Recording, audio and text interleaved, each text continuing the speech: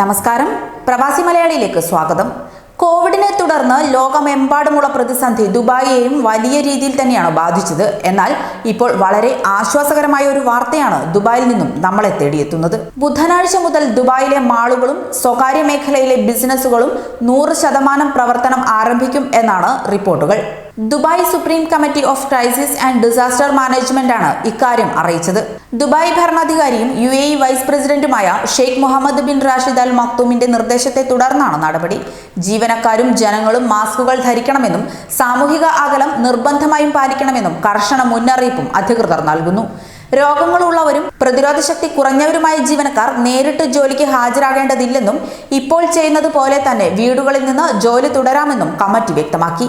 സ്ഥാപനങ്ങളിൽ അണുനശീകരണം ഉൾപ്പെടെയുള്ള കോവിഡ് പ്രതിരോധ പ്രവർത്തനങ്ങൾ ഉറപ്പാക്കണമെന്നും ഇവ കൃത്യമായി പരിശോധിക്കുമെന്നും അധികൃതർ പറഞ്ഞു.